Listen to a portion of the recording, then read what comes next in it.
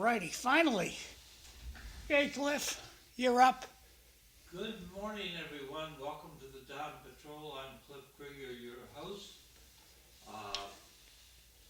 EILEEN DELROSSI is en route. Fu and Kimbang had to go to work early. If you want to turn your mic on. Oh. Thank you. I'll start all over again. Good morning. Welcome to the Dawn Patrol. I'm Cliff Krieger, your host. EILEEN DELROSSI is en route. Fu and Kimbang is en route to work, so we won't be here this Monday, maybe next Monday. And Mike Smith, I think, has a soccer game that conflicts with this show. He's got to go referee it. So, U.S. national debt, I've got a revised number, 38.693 trillion. Yeah, it's a little less than what I reported Friday, but it's still pretty high. Temperature out there is 20 degrees, high of 38. It's going to be cloudy, but it wasn't a problem coming over, so there's that. This day in history, in 1532, Francisco Pizarro and his men capture the Inca Emperor Atahualpa at the Battle of Cajamarca. And they kill a guy. Yeah.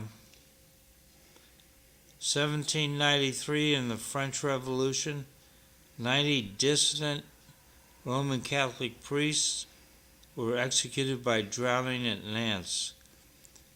The French Revolution did have its opponents.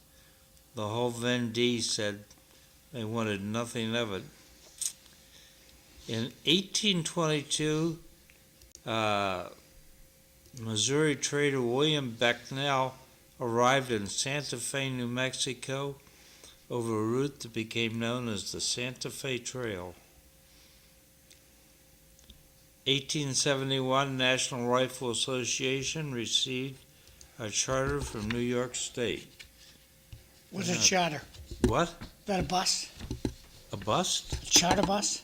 No, charter, a piece of paper that says, we recognize you and go ahead and operate and do good. I understand. Kathy Hochul probably regrets that. What can I say? These things are hard.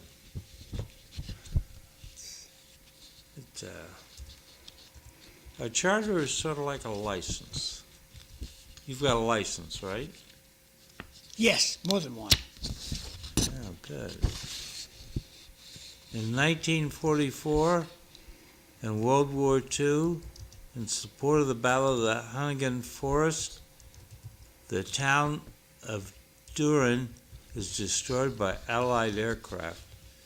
The reason that resonated with me is I had a guy I worked with in the Pentagon whose father had been a battalion commander in the Huntington Forest, died there after telling his boss, this is not a good plan. But being a good soldier, he led his troops forward, and there we are. In 1973, U.S. President Richard Nixon signed the Trans-Alaska Pipeline Authorization Act into law, authorizing the construction of the Alaska Pipeline. So that's 1973.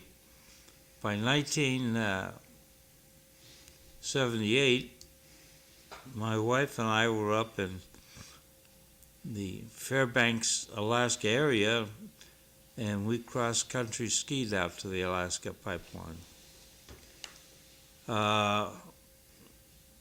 Born on this day in 1873 was W.C. Handy, American trumpet player and composer, gave us the blues.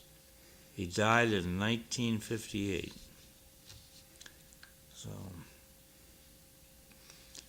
So we have the election to fill the seat of the late Senator Kennedy on Beacon Hill, and it'll be Tuesday, 3 March. We need to get out and vote. We need to get all our friends and relatives out to vote. We'll have a candidate forum in the second hour today, and all candidates have been invited. And from the last show, there was a question about fascism. What is fascism? It was created by Benito Mussolini, who started out as a communist and decided that that was a false path. So he created fascism.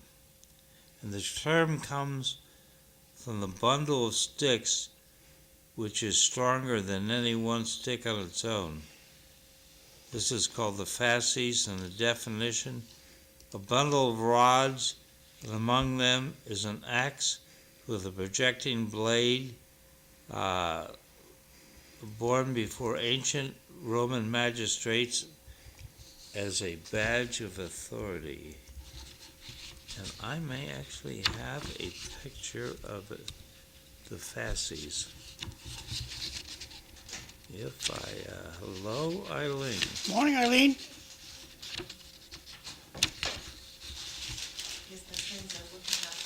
Thank you. Oh, we got a nice coconut-covered cream-filled donut. So, Cliff, on fascism, I got this from AI.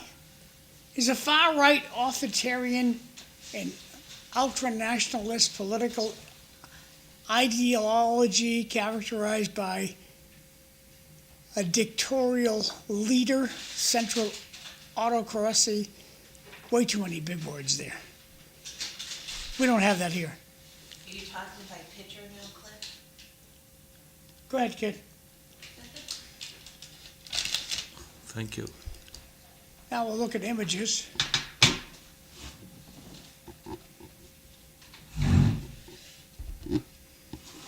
They had a little black eagle a minute ago, Cliff, but that flew away. Here's a little black eagle.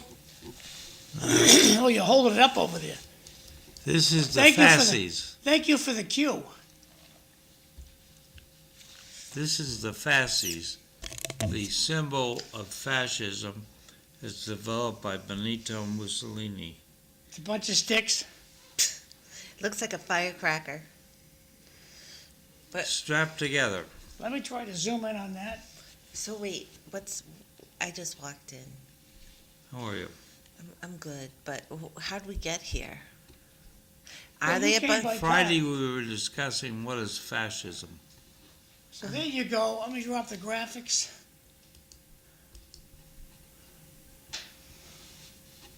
So this is the symbol. I need to rotate this, that way. Rotate it any way you want. So this is a symbol of authority in Rome 2,000 years ago and adopted by Benito Mussolini to represent his party. And with these sticks all bound together, showing that if all the parts stick together, it's stronger than each part separately. So I drop that down, Okay. and I hand this to Eileen. And I hand What this page to Eileen. number are we on of the? Let's Page 2. see, of the 15. So Eileen, how was your weekend? My weekend? It was good. What did we do? Oh, I took Anthony and his little brother to the North Shore Hilton, and they have New England Water Park there, and they hung out and played in the water park Wow. on Friday night, and bought tons of snacks from the hotel downstairs. We got some food, but it was really nice. But I was going to try to stay again the next night, but they just jacked up the prices. The next day was Valentine's Day, and it is kind of expensive. So it was $70 for a day at the water park. We got the Twilight special. It was 55. So I told the boys we'll go back another time. And then what else? Saturday, just more cleaning and organizing. And yesterday too, I sent you guys that picture I found of my mother's class at St. Michael's. There were 50 kids and one nun. I found that pretty interesting. That was the way of the world back then, baby. Yeah. Yeah. Hey, Cliff, did your graphic have an axe on it? Yes, What's the axe for? it's a symbol of power. Oh, Don't get in our way. I understand. So the definition I brought is a system of government marked by concentration of authority under a dictator, violence, oppression of the opposition, and typically a policy of belligerent nationalism and racism. The economy may appear to be capitalist, but is subject to centralized planning and stringent government controls. So it's just like the United States of America. Well, I don't think our economy is centralized and centralized planning and stringent government controls. You've got Elon Musk out there doing his own thing. Right, but there's only certain ones. Certain people with certain money, right? The rest is kind of controlled by the government in some sense. No, maybe I'm stretching. Maybe Yeah, I'm I think stretching. you're stretching. Okay. I just wanted to sound like I knew what I was talking about. All right. Well, yeah, it's a good point. So Eileen, when the senatorial candidates get here, you can scoot out to the kitchen and let them in. Yes, yes.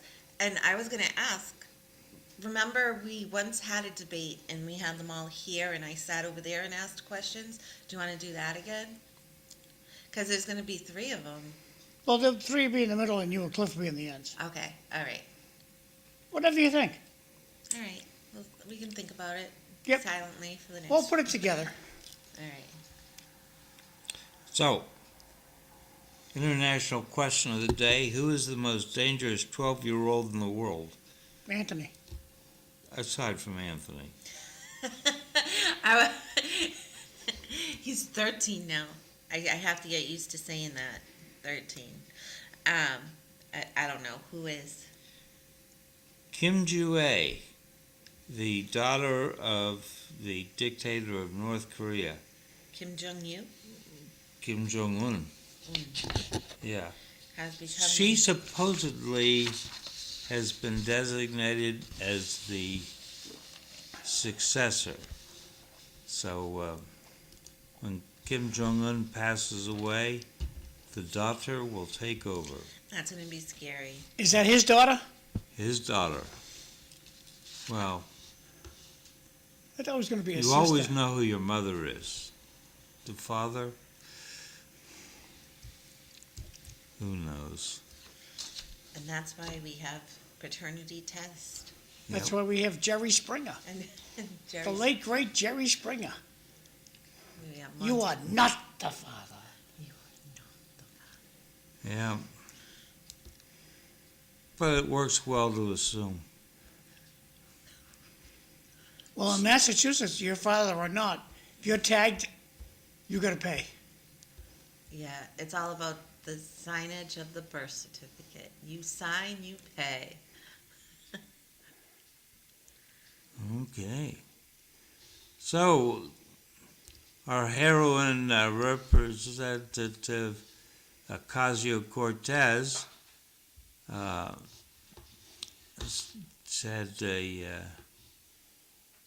her global stage debut over in Munich, and she had a 40-second long rambling response when asked Friday if the U.S. should send troops to protect Taiwan if China invaded the contested Asian island. Is she an athlete? No. Who is this person that we're asking this question of? AOC? Oh, okay. LMNOP. Thank you for little information.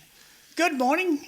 If the Democrats thought President Trump was a fascist, then did they attend his inauguration and clap and smile?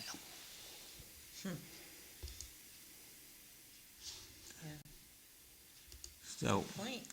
you've never heard of that young U.S. rep from New York City? I question my Undertaker friends in New York for electing her. Yeah, well, that's the one we're talking about.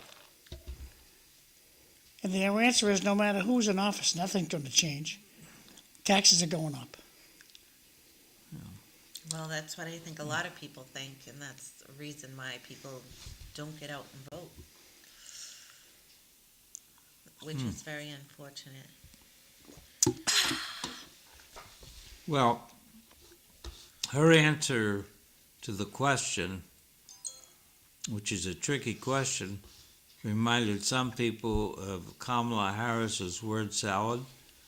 But I would say in the end, she managed to avoid stepping in the puddle and therefore did not commit her to a bad policy.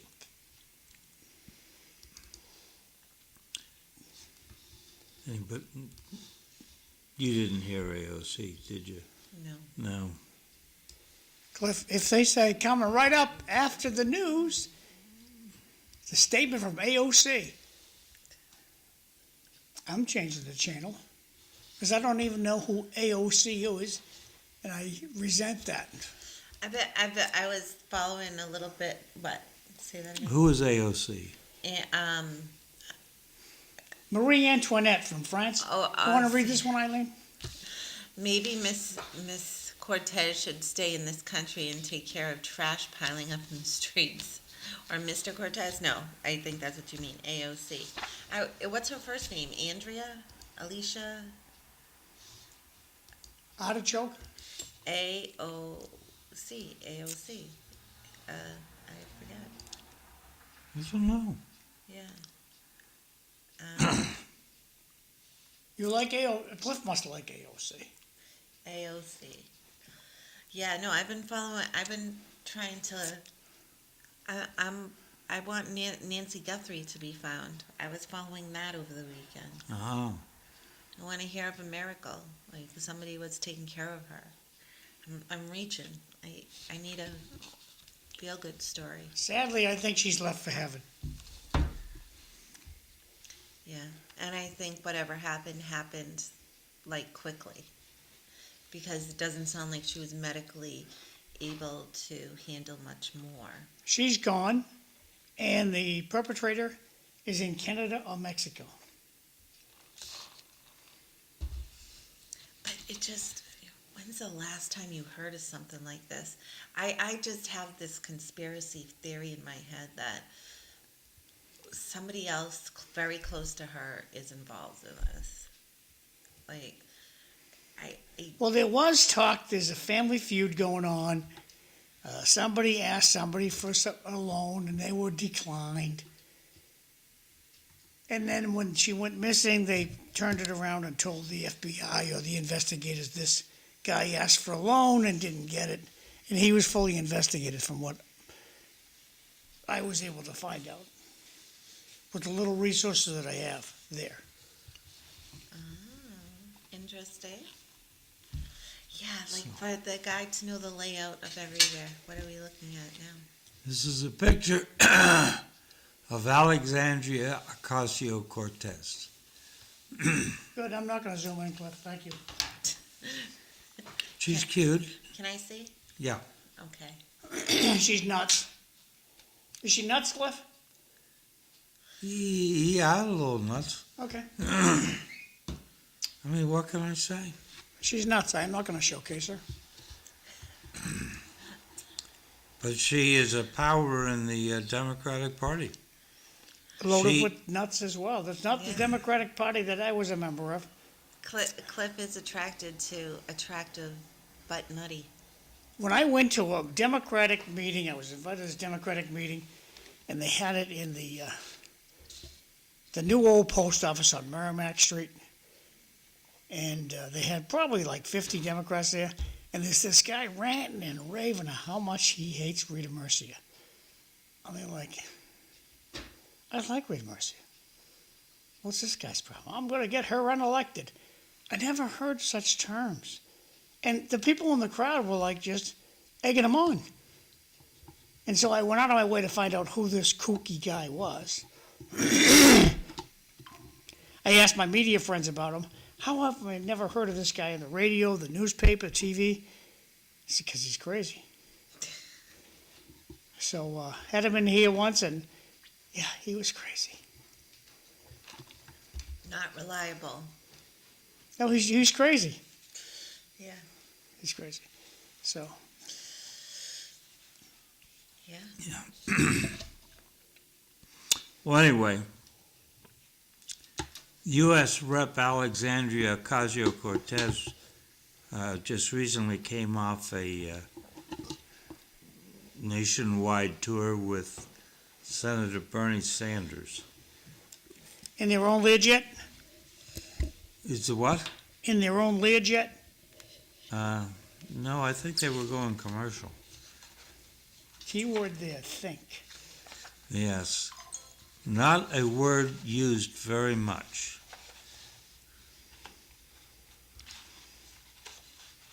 Thinking is better than assuming, I think. Think is a guess. Is think No. not a guess? No,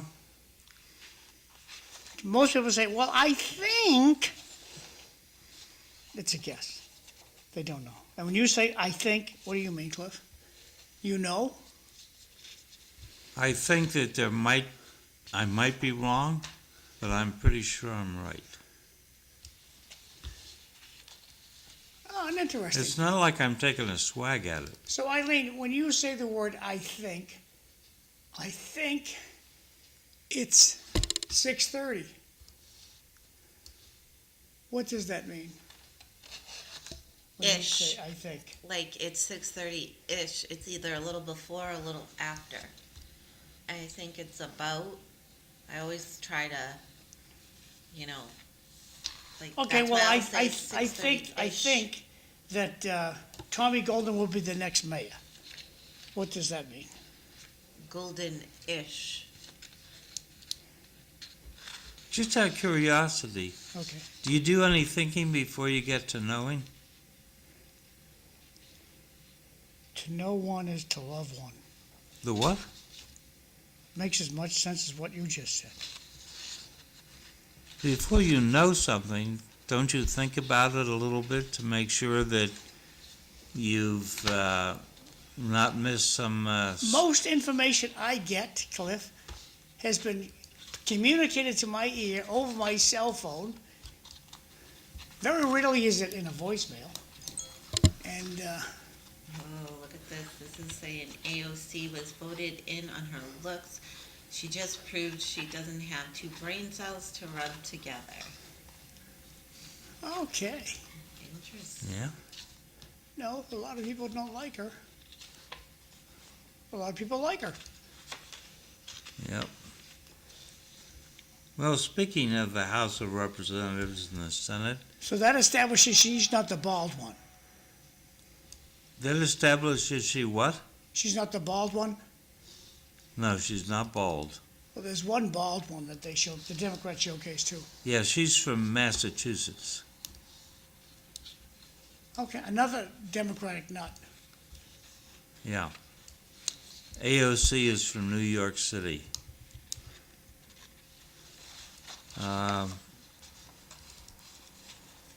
But the Congress has decided not to fund the Homeland Security Department. So if you're going to Logan today and you're trying to fly out to San Francisco, You might have a little delay. Eileen, you want to read this? Got to choke up on the mic, too. Please don't forget that AOC went to Florida during the pandemic after she told everyone to stay inside and hunker down. What a fraud. Good point. I mean, I didn't know she did, but I mean, thank you for that information. So, yeah, the Democrats, because they're upset with ICE, Immigration Customs Enforcement, and the ICE operation in Minnesota, have shut down the Homeland Security Department, the Coast Guard, the Transportation Security Agency, all those kinds of things. Unfortunately for them, they didn't shut down ICE because ICE had gotten some extra funding earlier on. But they have a lot of demands, like they want ICE people to wear body cams. Yeah, I do.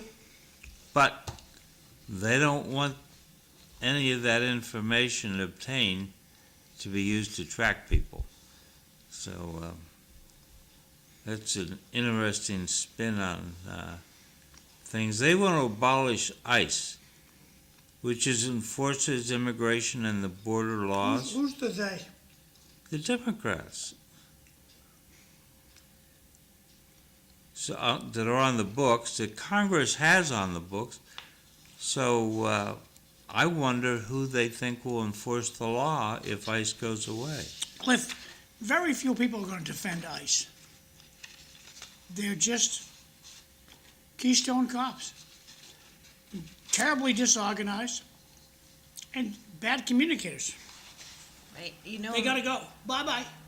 Well, I remember hearing Regina, she was saying that they were offering just bonuses for people from Barica House of Correction that she's worked with to go and have some quick training and become a member of ICE. So just hearing that gives a lot of information of how disheveled it is, and it doesn't sound like there's a lot of training of a position that you need to know all of the laws and treat people respectfully. I think that's what's flown out the window. People, no matter what, they have rights, and they're not being respected by the ICE officials. And What? I'd like to push back on that. okay, The ICE people were not being respected by the demonstrators.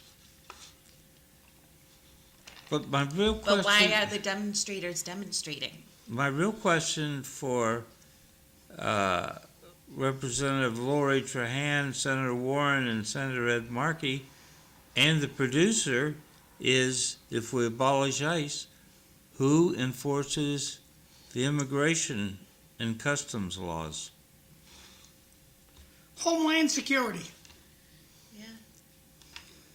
Border Patrol agents. the Space Cadets, It- the Space Force, the U.S. Space Force. ICE is broken. It's causing more of an upheaval than it is a good. And at this point, and it's taken attention off of the fraud in Minnesota. I mean, it's being used as a tool against the truth right now, right? And I'm not saying that ICE, does not, people who work for ICE don't have rights. But Eileen, I'm going when- to have you pause your thought there for a second, Okay. and I'm going to showcase this beautiful donut you brought. This is the coconut-covered, cream-filled donut. The best donut on the planet. Only can be had at Top Donut over in, Bridge Street. Well, Aiken. There's one on Aiken is Ave. Bridge Street or Aiken? Bridge. I prefer Aiken, but that's okay. That's all right. Nicely done. Thank you. Back over to you guys. I wake up and I think I have so much more time than I actually do, and then I'm like, oh, I'm gonna be 10 minutes late, and so I go to the closest one. Yeah, I just feel like ICE is causing more of an issue in society today and allowing itself to be used as a governmental tool right now to avoid real issues. And I think we need to redo ICE. What And is the real issue? the real issues are just the truth of what's going on. Look at all the fraud that was happening in Minnesota. Then now introduce everything that's gone on with ICE. And when you're an ICE official, you have to be knowledgeable and respectful to others, right, in order to make a difference. And these officials are just coming in heavy-handed and saying this is the way it's going to be. And people aren't responding respectfully to that. And I think, not that everybody should be warm and fuzzy, but I just think we're in a position today, in today's society, that you have to show that you see the other person's perspective in order to be able to be received or listened to. And I don't think that's happening. I think ICE is coming in with a heavy hand, and that's why we're getting demonstrators and so forth. By the way, over the weekend, something else I watched. Do you guys ever watch the Medea movies with Not Tyler yet. Perry? There's a character in the Medea movies. Medea is played by Tyler Perry. Uncle Joe's played by Tyler Perry, and Tyler Perry's character Brian is obviously played as Tyler Perry. But I watched Uncle Joe's college trip. It was very funny. Highly recommend. I like it. So Minnesota is a problem. But North Dakota's not a problem. South Dakota's not a problem. Idaho is not a problem. Why is Minnesota a problem? Well, did North Dakota, South Dakota, and Idaho have all that fraud happening? No, apparently not. Well, I'm just saying, people use. So you think that the fraud in various and sundry states like Minnesota, Maine, Ohio, Massachusetts has caused a conflict with the ICE people, Homeland Security? I think, yes, they're allowing it to. The fraud has ramped up the ability for people in that area, in those states, like the EBT SNAP fraud article you have right there, Cliff. I believe it's used as a distractor. Like the ICE, let's not talk about my fraud. Let's talk about ICE doing all of these horrible things. And I just think that if this is the society we live in today, we have to think smarter in how we go about doing everything, because anybody who's committing fraud should be held accountable, or it needs to be fixed, because this country is breaking financially. And I just think we need to work together to help repair it, and not against each other. And we are just kind of creating a civil war within our own states at this point. All right, so if they wear body cameras, eliminate the masks, will the crowds go away and let them do their job? Respectfully, they don't respect our law by entering our country illegally. Why was it not a problem when President Obama did it? The issue was caused by a president who had been in government for over 50 years, Biden. I get it, but it was allowed. Again, it's allowed, and it sounds like Democrats advocate for illegal aliens are more than the tax-paying wait, hold on, let me read that again. It sounds like the Democrats advocate for illegal aliens more than tax-paying American citizens, Bart. Well, yeah, I mean, it's uneven. This whole country is uneven. I mean, but in order to preserve the country, somebody needs to step up and start doing things smarter and not more enforcefully, because that's not working. Lowell is being nationally recognized as the place to go for free stuff. Where do you go in Lowell? I haven't heard. Well, you If can't go it's today free. because government's closed, but If it's free, Massachusetts is the place to go, and Lowell will help you get free stuff. Nationally recognized. I blame elected officials. it's gonna. I mean, elected officials. I mean, listen. I listen. I agree. I agree, but in order to make something better happen, everybody has to come to the table and be open for change. Joe Espinola. And if that's not Joe, be right there, happening, thanks. then I think that's where the issue is. The hard work, not just one against the other. It's easier to say, I blame you, I blame you, I blame you, instead of sitting at the table with everybody involved, open minds, and working together. All right, I'm going to go let Joe in. Joe Espinola's here. So I'm going to read the lead from a Boston article on welfare fraud. The billions spent on the state's wildly condemned right to shelter law triggered SNAP fraud so widespread it even left new migrants with empty EBT cards, a food stamp official tells the Herald. So apparently we're amongst the people with fraud, and that's not good. Well, fraud's happening in Massachusetts all the time. I look at public housing. The public housing people get mad at me, but sorry, you can't have a permanent visitor. A visitor is a visitor. He's just visiting. Well, he's been here for 4 years. Yeah, there's no time limit on visiting. Can you imagine that's what our housing authority tolerates?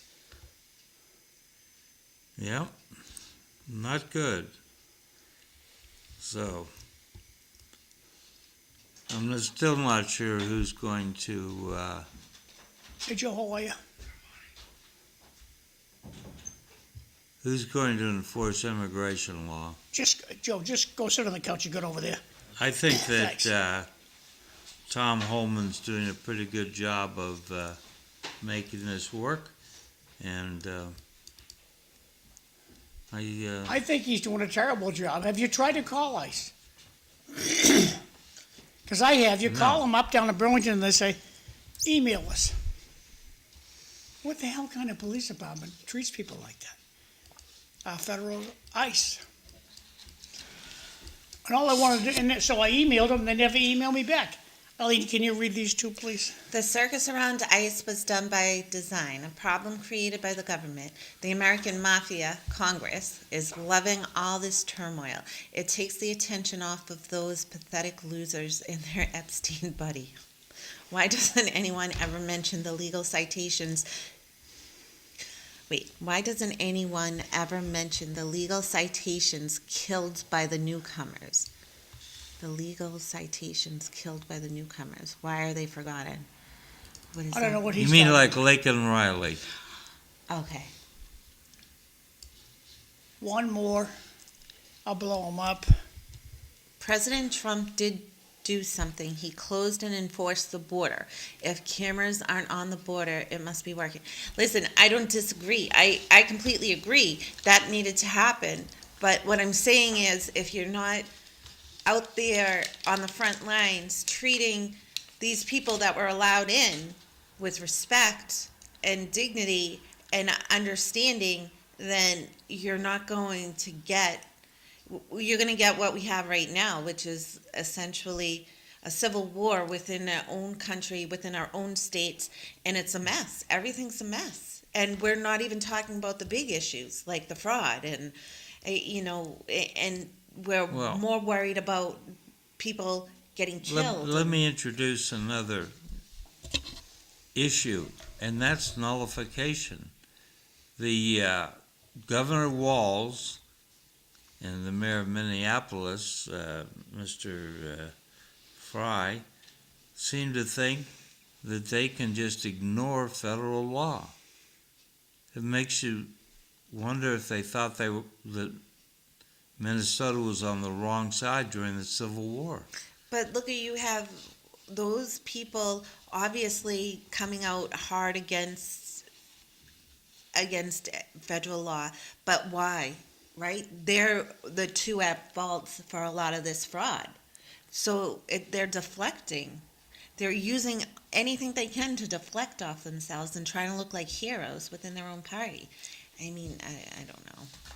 Well, I think that you've got a good point there.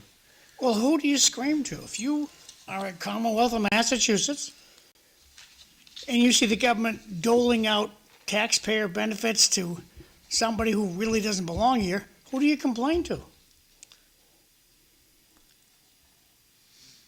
Nobody.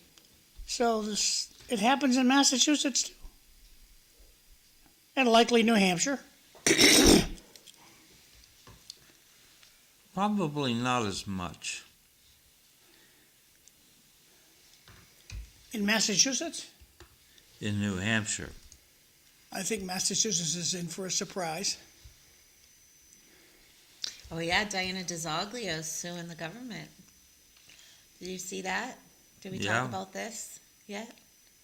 Is it on page 3,607? Yes. So I did want to talk about Joe Smith wrote on Lowell Live feed. The city's down to the last 10.5 months of ARPA expenditures. There was nearly $6 million left to spend at the end of 2025. There are at least two large $500,000 and up projects with no expenditures. These projects may need some extra attention. And there are continuing efforts, salaries that are supported by ARPA, and those will either have to be phased out or absorbed within the budget during fiscal year 2027. And then Ryan Faria commented, almost $2 million going to salaries annually, with half that allocated to the MIS department. The city will have some tough decisions to make at the budget cycle. Hey, Sam, be right there, thanks. So, in the Lowell Sun today, I think, it said that the city may be looking at a 4.5% tax increase. That's not a good deal for us residents. I think that's a bad thing. What do you think, Eileen? Do you want to give another 4.5% so we can give teachers' salaries a bump? No. No, I don't think that's a good idea. What we have are a bunch of old retired Democrats who are being babies because they had a horrible candidate. The blame falls on the governor and the city manager. I mean, Okay, thank you. So, Hey, Sam. I saw an interesting chart over the weekend, which I sent to John. And if John doesn't have it, I can hold it up in the black and white version. But what we have is the immigrants coming to visit us are now becoming a substantial portion of the home population. Like up illegal to entries. 7.5% of, I think, Nicaragua. What's the top country on the right? Nicaragua. Nicaragua. If 7.5% of Nicaraguans are up here, who's tending the store down in Nicaragua? Right, in Cuba. Well, what happened in Cuba? I heard it got basically shut down over the weekend. Well, What'd you do, Cliff? it wasn't me. I'm innocent. But they 7.5% would be 9,000 people in Lowell. That's a big chunk of Lowell. So the people who should be upset with their own country and fixing it are instead running away and coming to the United States. And it's been a big bump. Do we think people should be staying in their home country and fixing it? What do you think? I don't know what the right answer is anymore. I think that if these people have skills and they're in the United States, then we should be soliciting those and having them help and teach others to be able to have those skills so that we're more effective instead of them trying to hide and to and you don't know what percent are criminals and just don't care, and then I don't have an answer. I wish I had an answer. I don't have a good answer at all. I don't know. How's that? Yeah. One of the interesting things over the weekend, in my mind, was apparently in the Olympics, there's accusations of cheating in the sport of curling. You know what curling is? Yeah, we had the curling competition here one year. Yes, we did. 2006, I think, or 2005 or 2006. I didn't even know curling existed until then. Was it the Curling Olympics or something? It was big. It was at the Songus Arena, Yeah. right?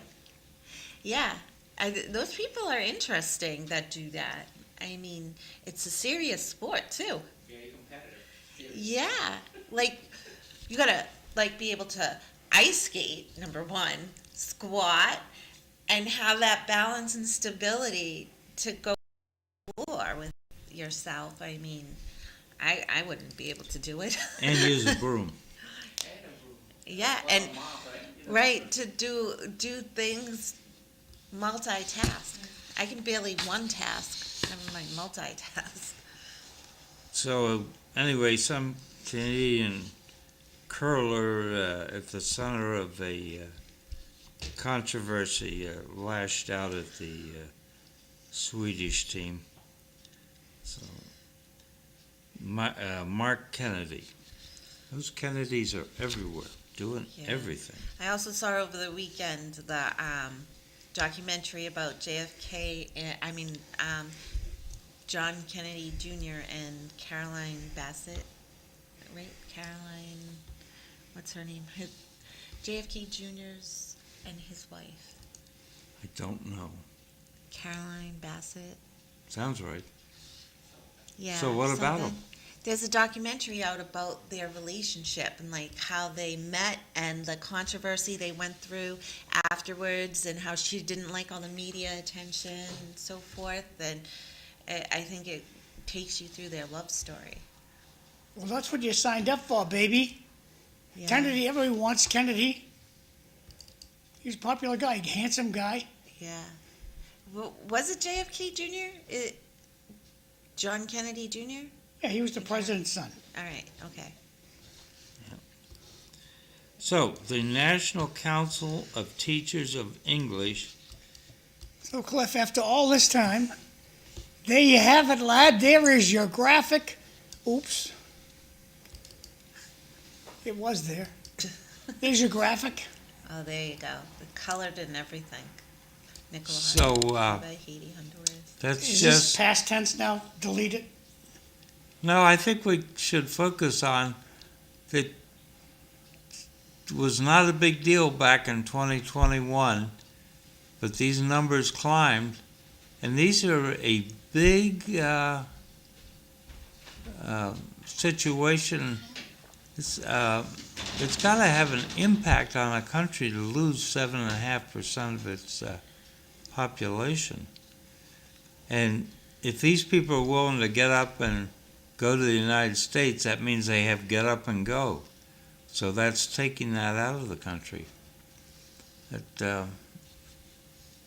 they can't help but be poorer for it. And part of this, I'm sure, has got to do with government. Yeah, we're done. Thank you. So the National Council of Teachers of English is pressuring teachers and professors to drop the requirement that students learn to speak and write standard American English. Oh, that's it. We're done. Stick a fork in it. I'm not going back to teaching. Do we not all benefit from everyone speaking the same language? Okay, listen, when I ever hear kids taking Spanish, it makes me nervous because I'm like, can we not? We need to master the English language first. And I don't think anybody writes anymore, so I can see why they're doing this. But to not even speak correctly, like to not even students learn to speak and write standard American English. I mean, I think that's important. You should know where words go in a sentence. You should know how to string together a thought. I think that's important to... Eileen, when we put word salad on TV and say, if you don't understand what she's saying, you're stupid. Right. And I think that's where... It just confuses America.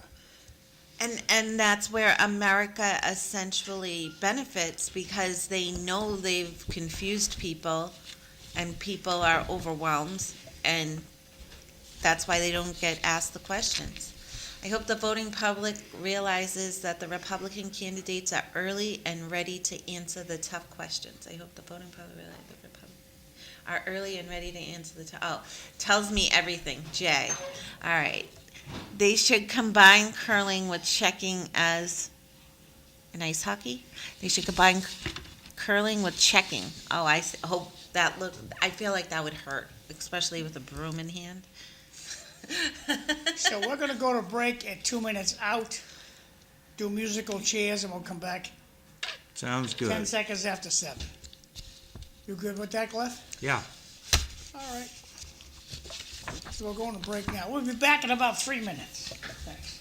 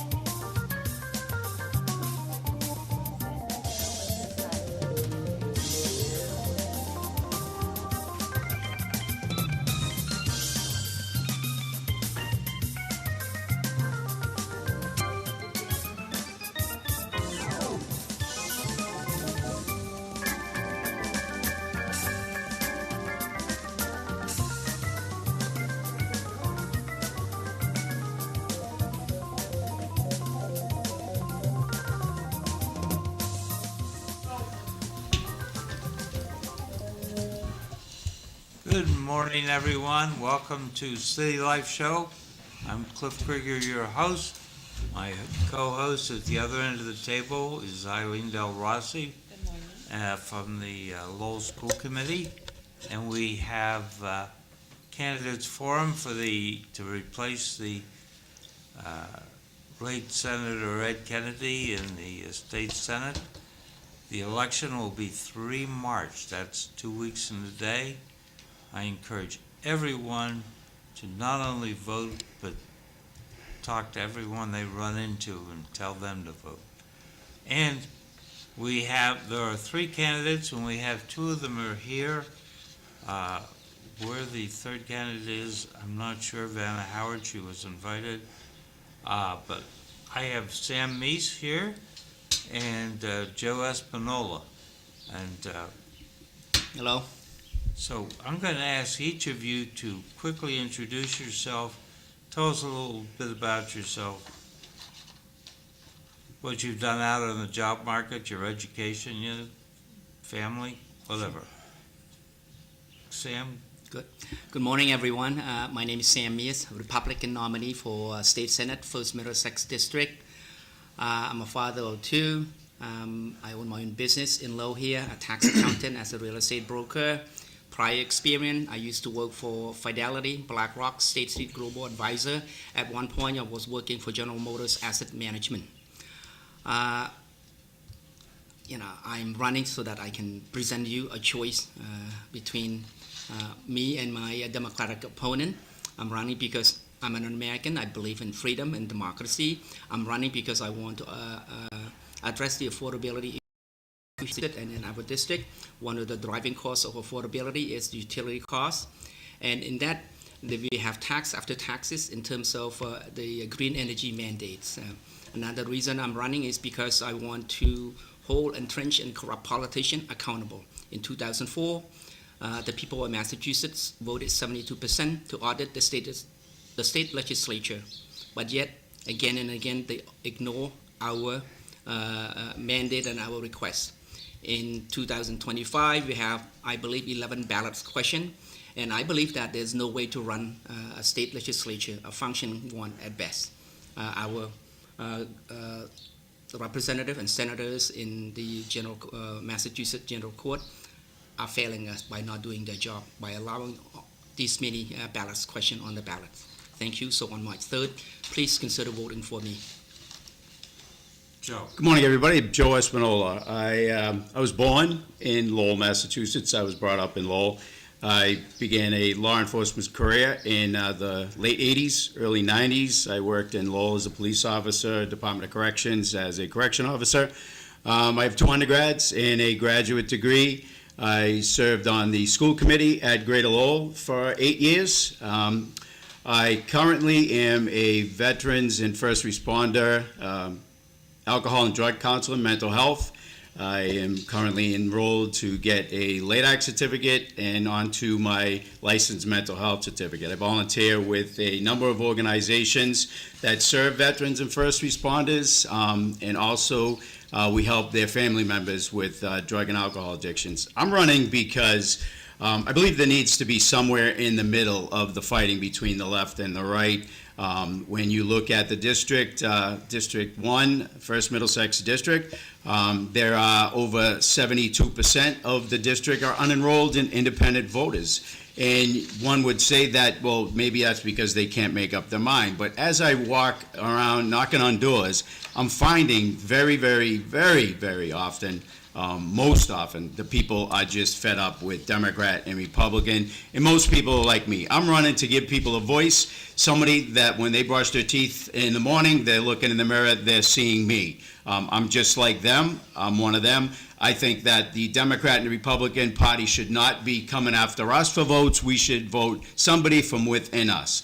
So I'm married. My lovely wife, Renee. I have 3 children. I currently live in Dracut. I've also lived in Tingsboro. I believe if there was a resume written for the 1st Middlesex District Senate seat, I would complete that every single definition of the resume, and I feel like I'm the best qualified candidate for the job.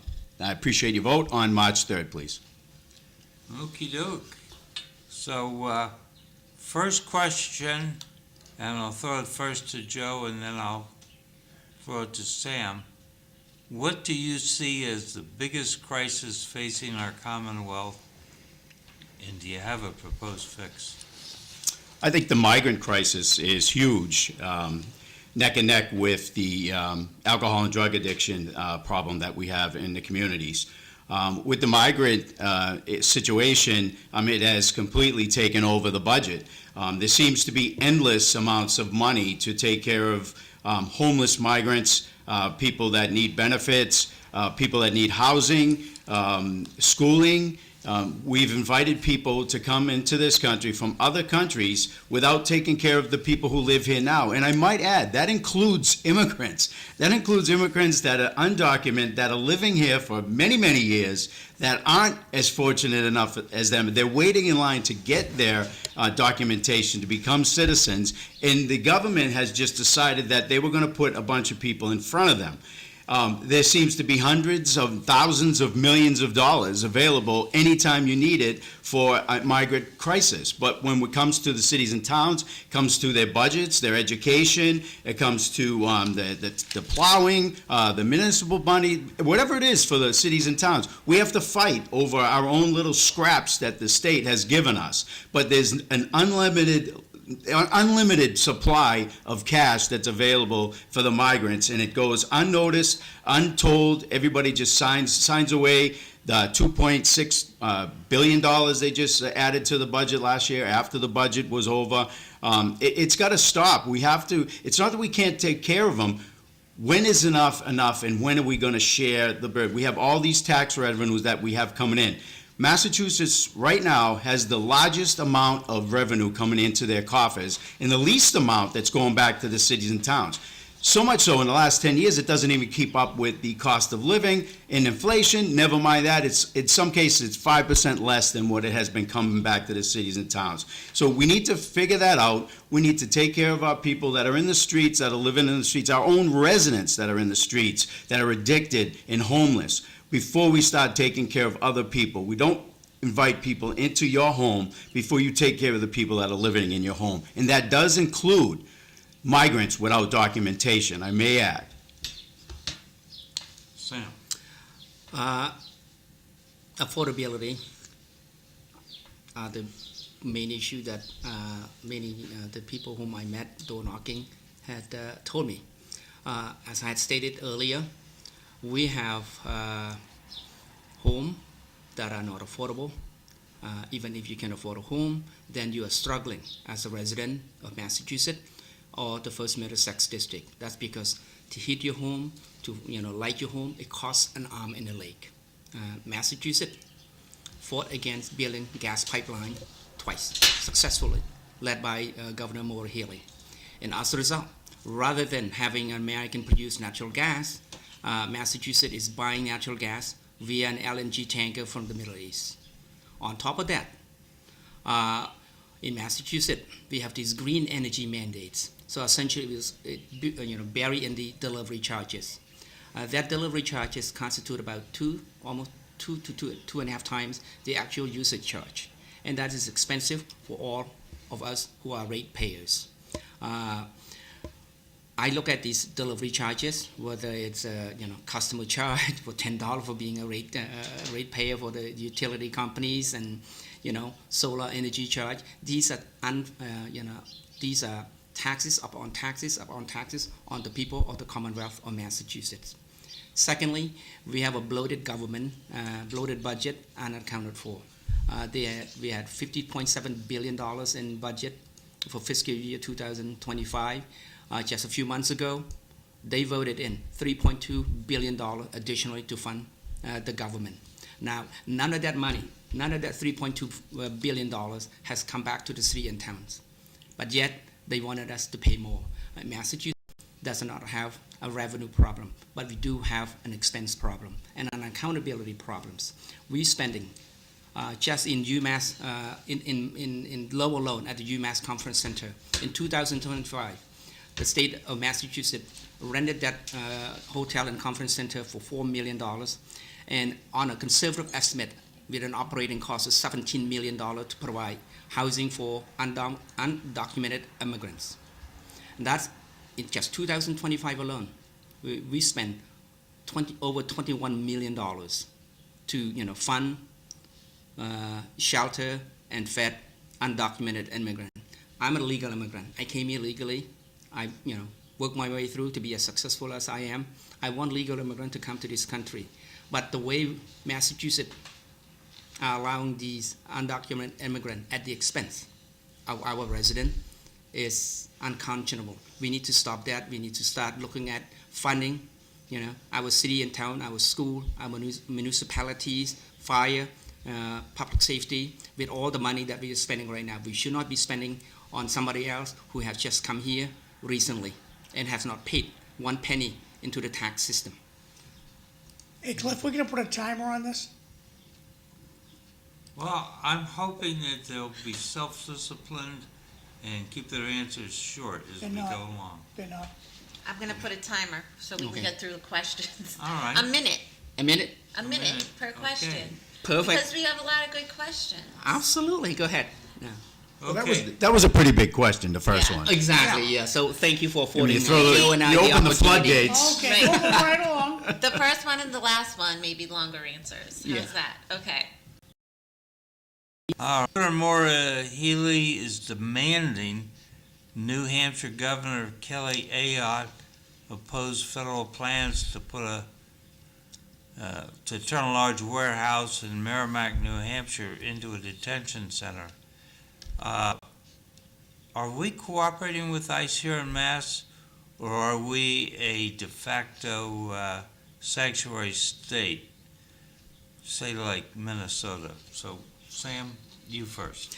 I think Governor Morey should stick to the issues pertaining in Massachusetts and not concerning herself what is going on in the state of New Hampshire. She is not the governor of New Hampshire. She is the governor of Massachusetts. I'm hopeful that Governor Maura Healey would stick on to supporting and helping our federal government and law enforcement to detain and deport criminal aliens who are committing heinous crime in this state. Okay, thanks. Joe? I think we've gone way past de facto sanctuary state. I think with her last directives, executive orders, she basically described a sanctuary state without calling us a sanctuary state. So with all due respect, I think we are a sanctuary state. I believe she should stay out of the business of New Hampshire. I believe that New Hampshire's doing fine. I have many people that I know that have moved to New Hampshire from Massachusetts because of Maura Healey. So before she scares the rest of them out of the state, she might want to play nice. And if you remember, the governor of New Hampshire ran on a statement of don't mass up New Hampshire. So that's exactly what they're talking about. Governor Maura Healey should take care of the problems inside Massachusetts before she starts butting into other states for their problems. Okay. Good. Eileen? All right. Should the state auditor be allowed to audit the state legislature as we voters voted for? So, Joe first. Absolutely, 1,000%. I've actually known Diana for a long time. Before she got into all this suing stuff, she told me that the legislature was not allowed to be audited. I thought that's what the auditor did. I don't understand. I didn't understand where it all came from. The auditor is the one that we elect as a people throughout the whole state to watch the money so that it's not being spent frivolously. And to have all this going on now, and to have to sue the legislators to open their books to let the people know what's going on with their money is kind of crazy to me. And if there's nothing going on, what are they hiding? Why don't they let it happen? Why aren't they coming to some agreement of some kind of an audit instead of having to go through all this stuff? Absolutely, I support the effort of our state auditor, Diane DiZarchilo. I had known her when she was running for state rep, when I was living in Haverhill, Massachusetts. I find it unbelievable that the leadership on Beacon Hill, that is the Democratic entrenched corrupt leadership on Beacon Hill, had the the audacity to ignore the will of the voter. We voted 72% to audit the state legislature. I want to remind them that they work for us. They work for the people of Massachusetts. They serve us, not the other way around. So, definitely, upon elected, I will contact the auditor and will work with her. I'm glad that she's suing the state to force their hand to open the book. I believe that upon auditing the books, we will find billions upon billions of waste, fraud, and mismanagement. And those billions of dollars could be rebated to cities and towns in the form of unrestricted government aids, as well as in the form of tax rebate to the taxpayer. And I'm looking forward to working with the state auditor. Thank you. Okay. So, in 2022, Massachusetts had a net loss of 50,000 people. That is between the illegal immigrants coming in and the legal immigrants coming in and the people moving out. And last year, July to July, it was 33,000. Is this a serious problem, and will remote working make it worse? So we'll start with Sam. I believe that it's a serious problem in a city where we are importing new people who are not producing and paying taxes to the level of the people who are leaving. That is very concerning. In order to be competitive, Massachusetts needs to retain the best and the brightest people to work and pay taxes to the Commonwealth. To do that, we need to look at the unintended and burdening regulations that makes operating a business in Massachusetts much more difficult than it should be. And also we need to look at the unintended green energy mandates into the new home constructions that makes the housing becoming more and more unaffordable. So we need to look at that, and as the next state senator, I want to be able to review some of those regulations, and if needs be, introduce some bills to get rid of it. Thank you. What's more important about what you said, Cliff, about the out-migration is that the number of out-migrants are 18 to 35, educated youth that are leaving this state because it's unaffordable. They move into other states. Businesses are staying their headquarters in Boston or Massachusetts, but moving their production outside of Massachusetts because of burdening requirements from legislative mandates that they put, different kinds of requirements that are needed to stay in business. We have too many people moving into the state who aren't income producers, and many people moving out who aren't. The out-migration is staggering when you look at the numbers. If you pay attention closely to the numbers, they are mostly taxpayers that are leaving. So we are losing taxpayers and gaining people that are onto the system. Now, there's nothing wrong with helping people out for a period of time. But when you're told about these migrants that they want to work and they want to stay, then why are they on benefits for years and years and years? We should limit them for 6 months, help them get on their feet, and then end up into a position where they are producing, they are taxpayers, we are watching them. I would suggest that we start some sort of a registration of migrants that are here, that pay attention to the community, that pay attention to the laws, that become taxpayers. Get in line to be citizens. They're performed just like my immigrant families did from both sides of my dad and my mom. Passionate. He's passionate about that. All right, number 7. Is there any room on Beacon Hill for the ideas of Republicans and independents? Sam. Absolutely. Yeah, we are living in the United States of America. In order to have a balanced government, a functioning government, we need to have a balanced view. Because of the absence of opposition voice for over the last 60 years, that's why we are where we are today. That's why the state legislature, under the leadership of the Democratic Party, has been running roughshod, passing laws after laws without pretty much of any discussion, basically. So for me, I'm running because I want to bring that balance of voice to Beacon Hill, to have a discussion. Whether I will win that argument or not, it is important that we have that argument, that we have an opposition voice. Right now, we have a state where there are 40 state senators, and 35 of them, right now there are 34 of them are Democrats, and all of them, each and every one of the Democrats is taking a marching order from the Senate President without any question. And I that's think why we're having consider 11 90 ballots on seconds. questions. 90? 90 seconds. 90. Okay. Okay, So Back to Cliff. go ahead. No, back to Joe. Back to Joe. It's back to me.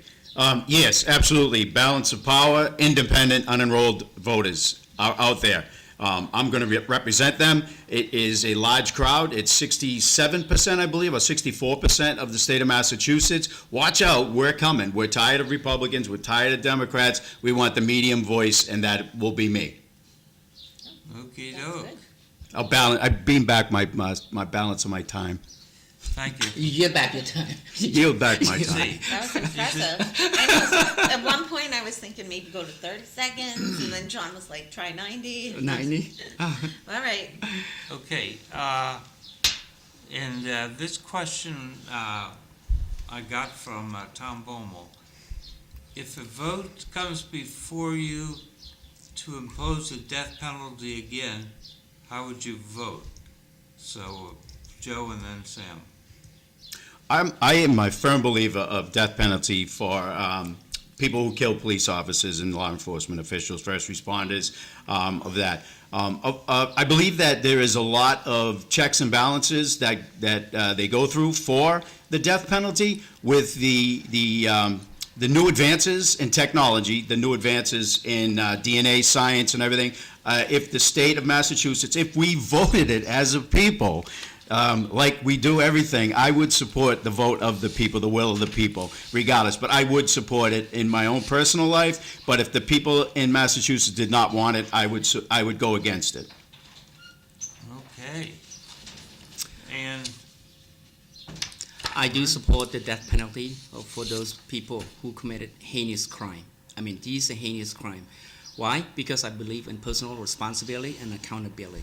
We have to have a mechanism to deter people from committing heinous crime, whether they committed crime against a public safety officer, police officer, or the general population in general.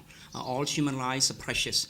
Everybody deserves to live with dignity, with peace and tranquility in their lives. No one should have the right to take that life away from them, from their family, and from their friends. okay, so EILEEN is missing for a second.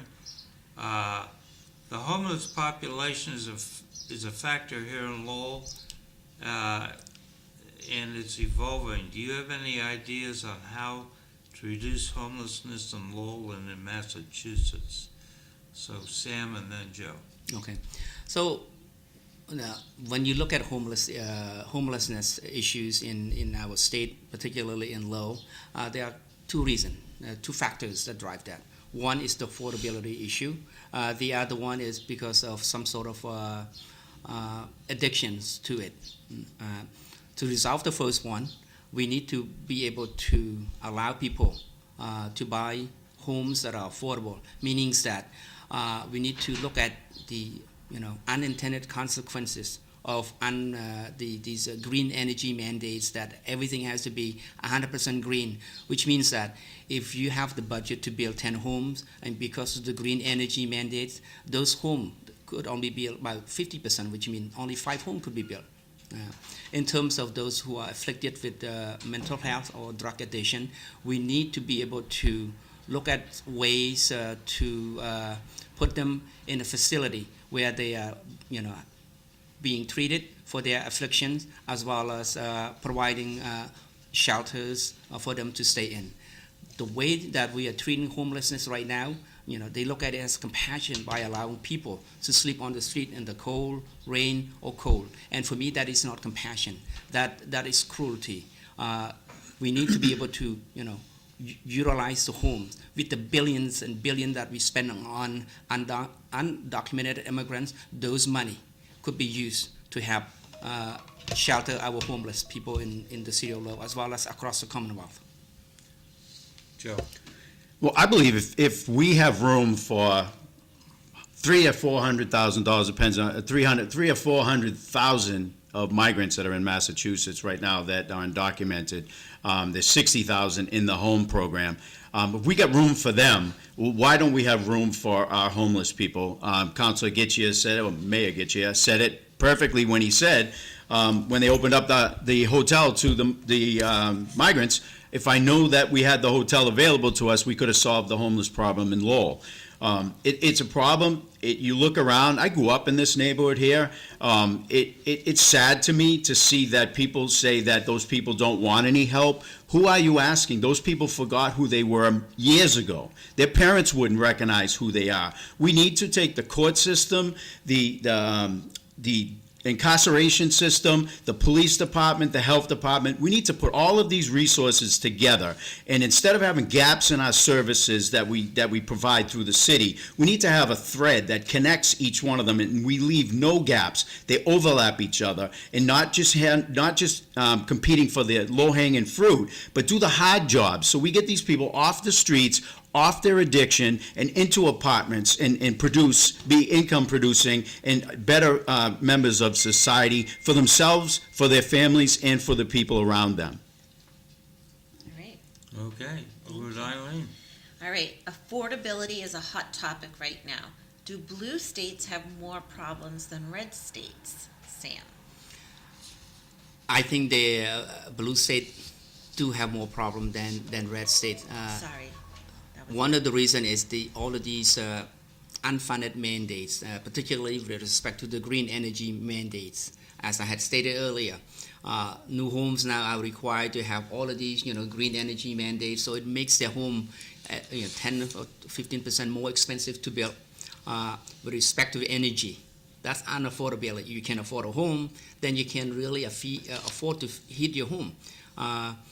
The delivery charge, which consisted of all of these taxes for green energy mandates, consists of about almost 2 to 2.5 times the actual usage charge. For example, if you have a $100 gas bill for actual usage charge, your delivery charge is going to be around $300. Now, your total bill for the month is $400. That's taxed. That $300 is taxed on the money that has already been taxed again and again, and that makes living in Massachusetts much more expensive, much unaffordable for many families. Thank you. Mm-hmm. If you are to look at the map and look it up, don't trust my numbers or what I'm saying to you. Look at the map, Google it. All the red states are doing much better economy-wise and production-wise than the blue states. Massachusetts is one of them, and it's like a half a point behind. It's just amazing that every blue state is falling behind every red state, and Massachusetts have not created one private sector job in 3 years. We spend hundreds of millions of dollars a year on workforce development, and I might add $0 for mental health. Mental health is the biggest problem. Everybody blames everything on, but they provide no money for workforce development on mental health. So go figure that one out. If mental health is such a big deal and it's a big problem, why aren't we doing something about it? Now we're letting our mental health people just walk around in the streets. So the states that are blue are doing more poorly than the states that are red. It's out there. It's a known fact. The numbers are in. If you don't believe me, go look at it. All right. Both under the time limit. EILEEN, take 14. 14. You want to skip to 14? Yeah. Okay. All right. Under education. Okay. Can I pick any one? Is that okay with you, or did you have one in mind? Just go from top to bottom. Okay. How will you ensure equitable funding for public schools across districts in Middlesex County? Joe. Equitable. Isn't it equitable now? How is it not equitable? I don't understand the question. To ensure equitable funding public schools. So, Lowell public school kids get the same amount of money as somebody in, Hamilton, Wenham, right? Like, how is that funding equitable? Like, there's a per student, hold on, let me stop this timer, because that's not fair. There's a per student, ratio for every student. I think in Lowell, it's $17,000 per student that comes in through Chapter 74 funding. So with that, how will we make sure that equitable funding for public schools across districts in Middlesex County? How do we make sure that all the schools in Middlesex County are equitable and getting what they need with that funding? There's more challenge with the students in Lowell than the students in Bedford, Lexington, those places. Okay, Where well, the parents actually sort of pick up the slack. yeah, well, you have tax money that goes into that. They pick up the difference. It is not equitable, but that's where you live, and the people there are more affluent than others. So whether you take money away from that and put more money into, I think the city of Lowell is getting the raw deal when you take hundreds upon hundreds of migrants, put them into the Lowell school system, and you don't really provide much income or more funding to take care of these students. And there's more people in the students in the classroom that need more special care, that can't speak English, and that you have non-English speaking people that need more care. Then the other kids get left out. So I think Lowell, in general, doesn't get its fair share with all of the requirements that they're asked to do. They're asked to do just about everything that the state gives them because they're a gateway city. Right, yeah. John? Thank you. John, you had an intervention? Yes, today's Lowell Sun. Melanie might get a little ticked off, but that's okay. Charges dropped and the court system screwed up in Massachusetts. The auditors screwed up in Massachusetts. Every week we hear there's fraud happening in Massachusetts. Starting with Sam, how will you turn this around, Sam? With respect to fraud, Those three issues, the fact that the bigger issue is departments in the Commonwealth of Massachusetts don't push excellence out the door. They just don't. There's Agrio. It was voted in by voters. You guys talked about that a little earlier. And the fraud that happens in the state just gets ignored and encouraged. Yeah. How are you going to turn that around? well, first of all, by voting me in. The only way to change Beacon Hill is to change the composition of the state legislature. As I had stated, the Democratic Party has absolute supermajority control of the state house. Of 160 state representatives, only about 30 are Republican. Of the 40 state senators, right now there are 34 Democrat and 5 Republican. And that has to change. The change in the composition of our representative in both houses will enable to change it throughout the executive branches. Because right now, the people who are committing fraud or encouraging to commit frauds are feeling entitled and feeling untouchable because the system that is being set up in our state over the last 60 years. Super majority control, and there's no accountability at all. Everybody's protecting everybody, and it goes all the way to the top. To change that, we have to change the composition of our state legislature, vote in independent and Republican representative as well as Democrats. Okay, just so everyone's aware, we just took a hard left turn from our questions, and we were hijacked by the producer who's going to put up that Lowell Sun article. So we went from talking about I want education. to hear Joe's answer. But can you put it back up there so they know what they're Get in answering? there. Yeah. The Lowell Sun, because we're the 3 topics on the front of the Lowell Sun page, right here. We're talking about what you'll do to Turn it around. turn it around.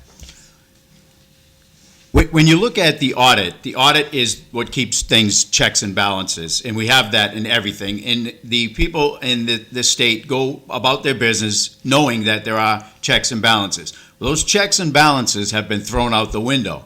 And with Diana DiZoglio, with the auditor, when she does the audit, she's going to find massive, and it's not like it's we're not calling it the legal stuff. It's money that's spent not where it's supposed to be spent, and they know that. If there's nothing going on, what are they afraid of? What are they hiding? There are lots of SNAP benefits that are being stolen. There are people that are getting 4 or 5 cards. There are people that I have veterans that don't make certain. If they make $20 over a certain amount of money, they lose out on SNAP benefits, and they lose out on housing benefits if they make $20 more.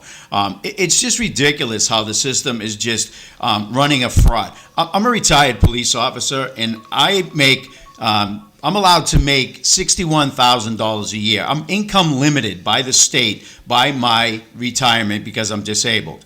Now, a person with 5 people in their family, a husband, wife, and 3 kids that live in the shelter downtown, they get $125,000 in benefits. I'm only allowed to get $61,000. When my dad died, they were knocking on the door trying to take the 4 or 5 days that they gave him of that month back off his bank account. We have everything in power, in place to check and balance this stuff. Why are people getting away with the fraud and abuse with the public assistance in this state? It's Thank you for because your we answer. let them. Thank you for your answer. All right. Eileen, go with the second education question. Okay, what is your plan to address special education staffing shortages and rising out-of-district placement costs? And I don't know if you know that, like, if a student has certain special education needs, then oftentimes Lowell Public Schools will outplace the student in a school like the Lab Collaborative or Crest Collaborative. My son's an out-of-district student. He goes to the Learning Prep School in West Newton, so Lowell pays that bill, just to give you guys the background on that. Okay, so who's first? I was on a school committee. I know their Okay, background. all right. I forget that. All right, so who's first now? Is it Sam? I'll take it. Yes. Definitely, our children deserve education, the best education there is. We are spending a lot of money already, but my position is that if Lowell is being asked by the state to educate all these new immigrants that are coming in, certainly the city of Lowell should be afforded or should be allocated more money from the state to fund to educate these children, and with additional money coming from the state, then we should be able to use that money that is additional money that coming in to educate and provide special education for special needs students across the district. Thank you. And across the school system. Yeah. Mm-hmm. I don't believe it should be proportionate. If there are children that need to have these services, they should be done in-house. It should be done locally by local people who understand the locals. There was a child in Dragut that took about an hour and 10-minute ambulance ride to school and back from school. And that to me is just, I think it's education. I think that what you subjected that child to for his education was horrendous. So I think that there are plenty of buildings. I mean, look around here. There's plenty of buildings with an eyesight that you could take and make a collaborative school. There are some talks. I think they're doing it over at the private school, St. Jean d'Arc. They're making that one of the schools that they can take some out-of-district kids. So I think if you have the out-of-district kids, I mean, it doesn't make any sense to be putting them out of district if you have the room in your town. And we have the rooms in the town. We have the room in the city. It should be done locally, in-house, or as a regional type thing, and not going an hour and a half away from where you live, because that's cruel and unusual to a student to have regular everyday learning. Yeah, I agree. I'm going to take your 15 seconds. I think it's the work we need to do within the district that nobody wants to put in that hard work. I mean, my son's school, there's 43-minute classes, and they're constantly moving, right? And it's not revolutionary, it's just smart, right? And so, yeah, it was a huge transition. Eileen, I'll trade you. Okay, next question, Cliff? Yes. Given the former Ed Secretary's move for lottery for vocational education, how do you propose to expand vocational ed to meet our needs? 'Cause- And the implication there is the lottery is not the answer. But we need more vocational education. Do you have a plan? So let's go with Sam and then Joe. Okay, so yeah, lottery system, from what I understand, is not the best option because it simply just give opportunity to any student who can win the lottery and be part of it. Now, having said that, the voc system, the school is fully, and I believe there were 3,000 students on waiting list. So one of the initiative, something that I want to work with the regional school system, the town and the district.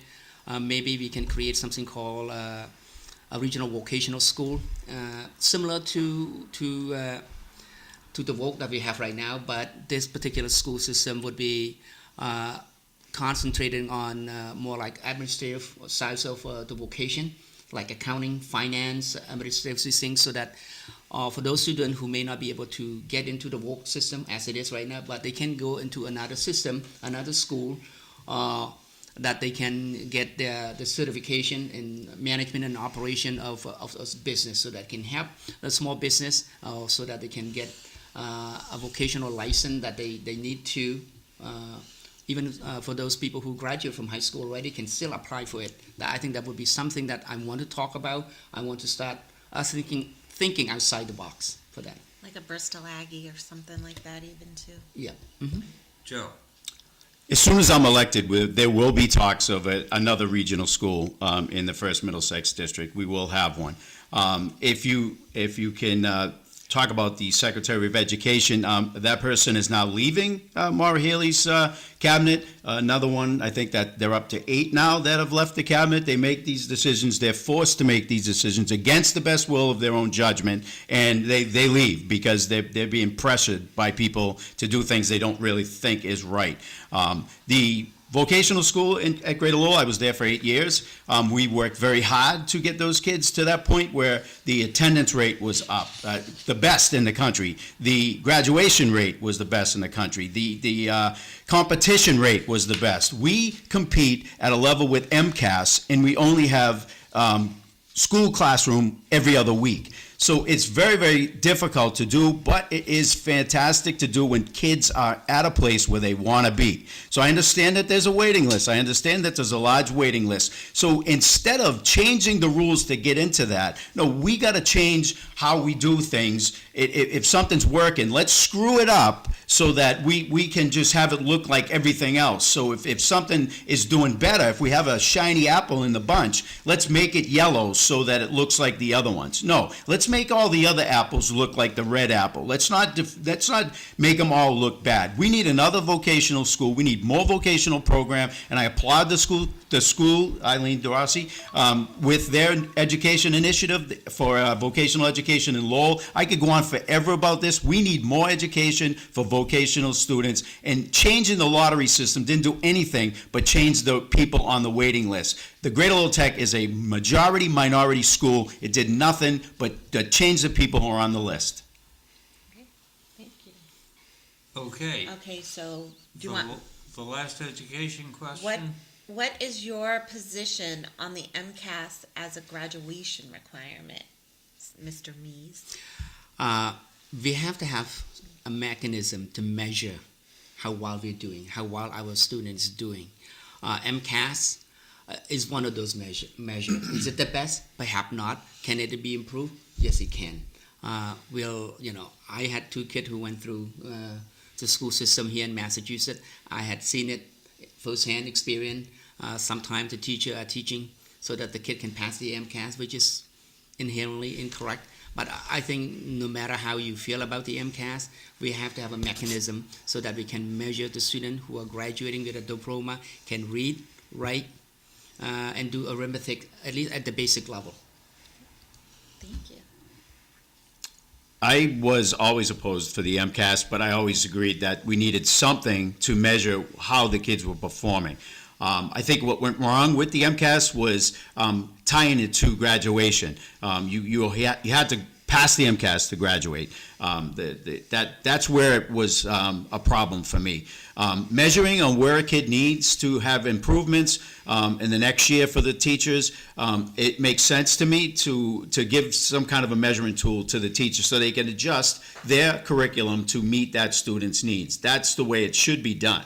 When they started teaching to the MCAS, that's when it became a problem. When it became a competition, that's where it became a problem. We need something to measure how the kids are doing so that we can pick up the pace in their lives where they're deficient, whether it be English, writing, or other skills, educational skills that they need, because they need to go on into we're horrendous. The MCAS didn't work because our literacy rates are plummeting. So the MCAS was a total complete failure because the way we're graduating kids now and the level of education that they have is horrendous. So we got to do something, and something needs to change quick because these kids are getting out of the class more and more and more deficient when they move into their adult lives. So I'm going to insert a quick 15-second answer question, and that is, did the state screw up by not including in the current MCAS history and government and those kinds of tests to see how the students are doing? Yes. Yes. Okay. Cliff, Bart gives you a big pat on the shoulder. Yeah. You're doing the best. Yeah.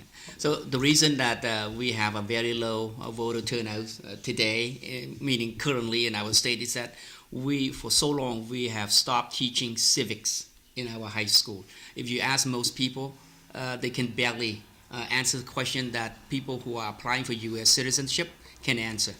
Yeah, they get more of it in middle school with the whole civics projects that everybody has and everything. Yeah. They get more civics watching City Life. They sure do. Absolutely, yes. EILEEN, jump to 18. 18. So the topic here is immigration and local impact. All right. How should the state handle emergency shelter funding and migrant services? I forget who goes first now. Sam. Sam. Okay. Well, we are having a housing crisis in our Commonwealth as well as in the First District because of the current policy of just inviting and importing migrants from all over the world to come to Massachusetts. And it's an issue. We need to relook at the way we are welcoming these undocumented migrants. Now that they're in Massachusetts, we got to figure out a way to temporarily shelter them, but we cannot afford to house them more or less permanently longer than 6 months, basically. The money, the resources of the Commonwealth need to be directed to assist our American citizens who are living, who have been paying taxes to our state for quite some time. We need to, collaborate with the federal law enforcement and ask for assistance. So long as the leadership of the Commonwealth of Massachusetts are fighting ferociously against the federal government, we are not going to get the funding that we needed. And as a result, the Commonwealth is being forced to either issue new bonds or raising taxes to fund these programs that are supporting the undocumented migrants. The current emergency shelter system is unsustainable. There's absolutely no way we can do this any longer without the people in the communities taking a stance on it. I believe this election is where our tipping point is. I think people have just had it. It's not because they're not compassionate. They're just wondering where it ends. When does it stop asking us for more money? When do we stop raising money for our utilities? When do we stop having to pay for people who don't pay into the system? When do we stop paying for people who don't like this country? When does it end? So the migrant shelter system in Massachusetts has to end at some point. I don't know why it's still as flourishing as it is, because the borders are closed and we have all these people that are living in the shelters still. We listen to our elected officials. It's temporary, and they all want to be working people. They all want to be self-producing people and self-fulfilling. Then why is it taking so long, and why are we still having to carry them over? So we need to stop this system and open up the doors. We're not ready yet. California just stopped their benefits for adults, for health benefits, and migrants. So those people are going to be coming this way as soon as their benefits end, because we have an open door policy. Everybody gets taken care of. You are considered an emergency shelter when you're here for, I think, 20 days or whatever, and all they do is put you in a hotel. After 20 days, you're considered a resident of the community. All right. Next, so it's, Cliff, it's 7:51. We have multiple topics. I don't know if you want to hit or if you want me to ask the next question. Ask the next question, Yeah, and then I'll jump to number 22.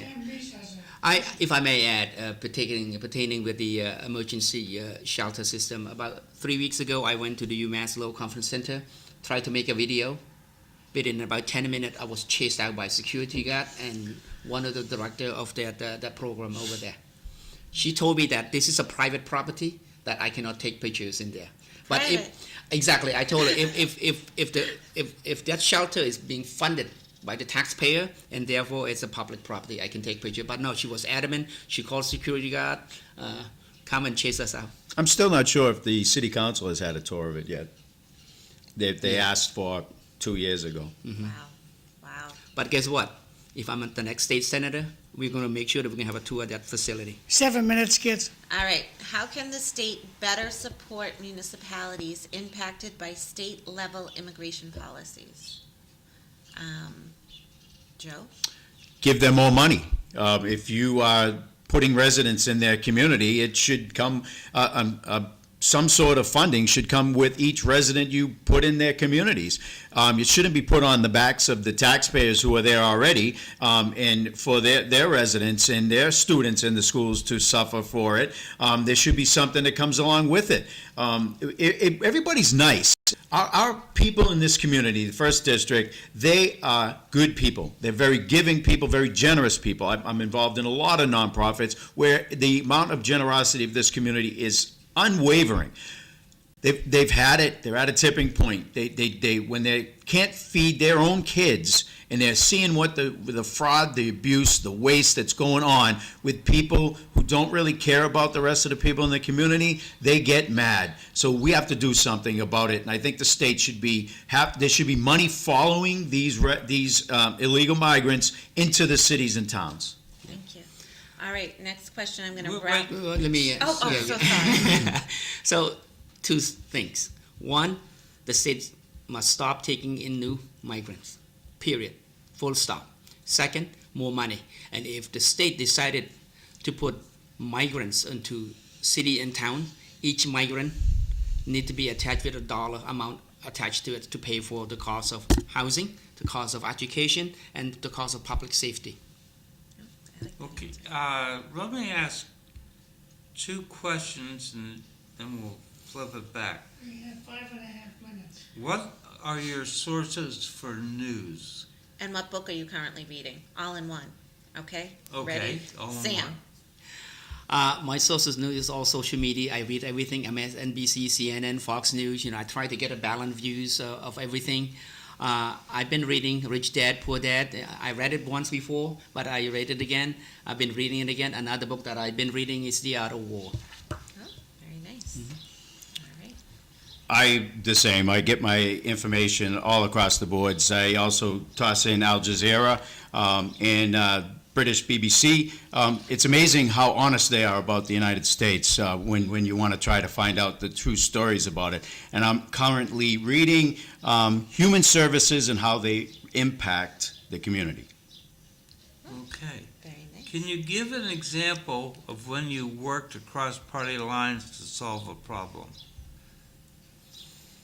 Sam Well, first, or- I've never been elected as a politician before, so that question is somewhat not related to me. However, in my private sector's experience, I led a group of people, I was manager of 10 or 15 people working major corporations, so I had to negotiate it in a way and persuade people to accept my proposal. So that's my way of doing it, reaching out, talking to people privately, urging them, nudging them.